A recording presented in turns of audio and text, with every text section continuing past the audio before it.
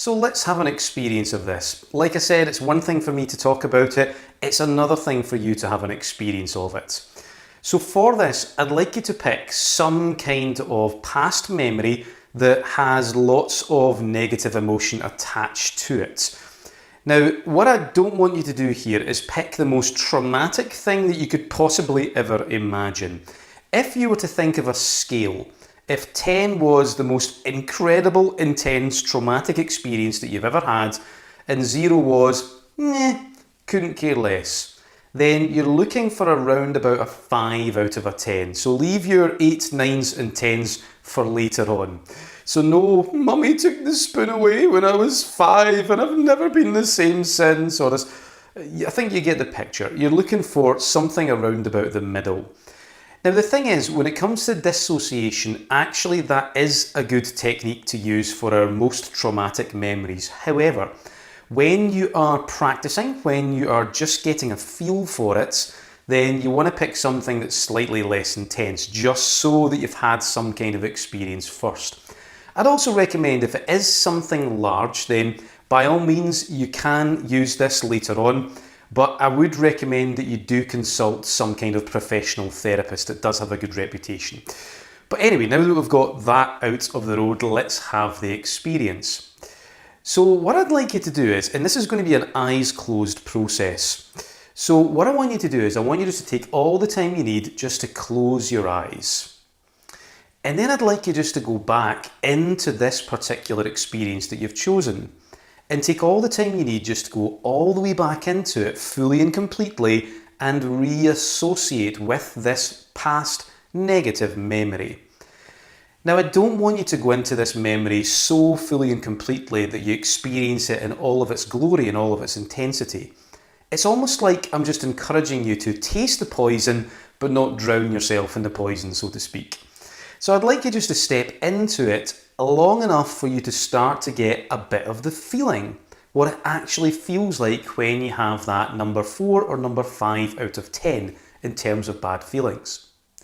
And as soon as you start to see from this perspective, hear through those ears and feel those negative feelings, I'd like you just to take a step back. And as you take a step back, I'd like you to step outside of your own body and then look on as if it's happening to someone else. And then I want you just to walk far, far away as you need to, so that when you look back, all of a sudden, it looks like you are watching it happen to someone else, that you're in a neutral observer's perspective.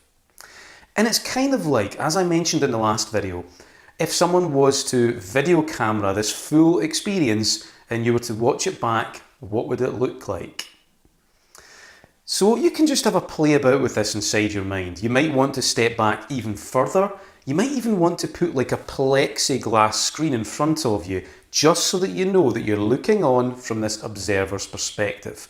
Almost like you're in a kind of projection booth. You're like a video director or a film director. And as you look on from this perspective, I want you just to pay attention to how the feelings and sensations change. Because when you look on from a dissociated perspective, this neutral observer's point of view, then I know that the feelings will start to lessen. They'll start to subside. They may even lessen to the extent where they become negligible. Perhaps they'll even completely go away. The key thing here is to learn and to look on and notice what happens for you. So as you look back, what I'd like you to do next is I'd like you to step out of the you that's watching you.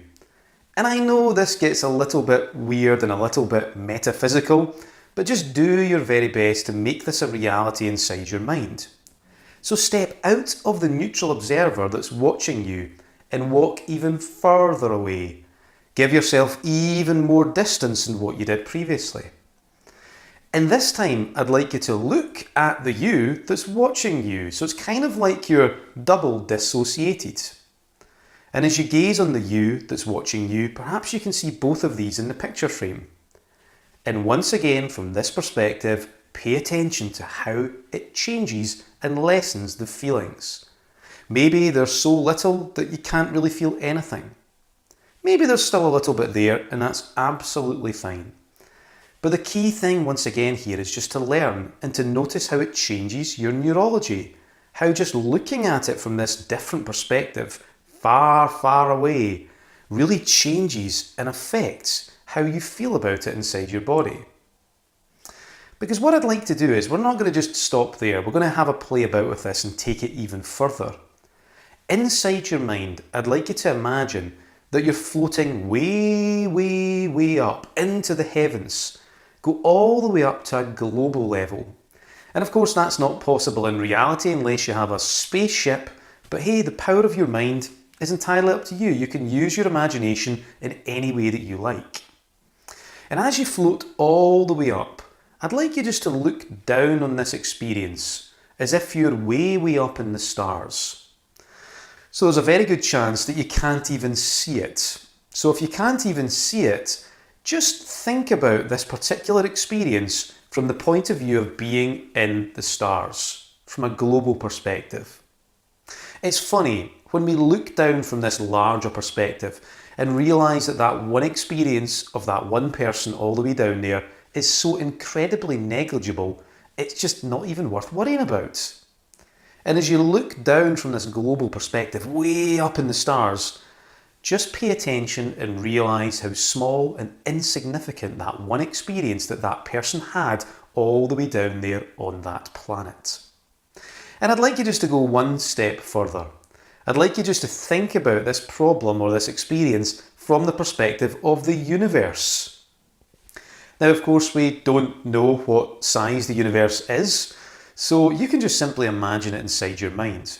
When you think about this one bad experience from the perspective of the entire universe, then how insignificant does that make it feel?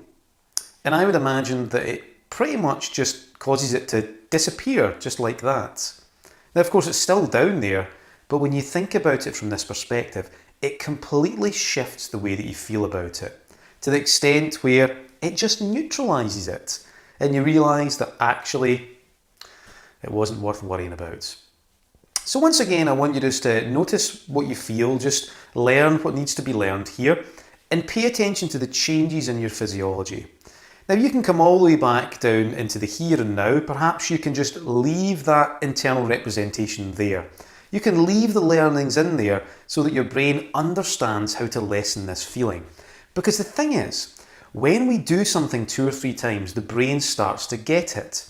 So now that your mind, your brain knows how to disconnect from this experience to make it so that it doesn't really feel it anymore, then maybe that's now become a choice for you. Because again, to go back to one of the earlier comments I made, as soon as you imagine something, it becomes a choice to you. And that is true when it comes to creating and managing our states, but it's also true when it comes to the power of dissociation.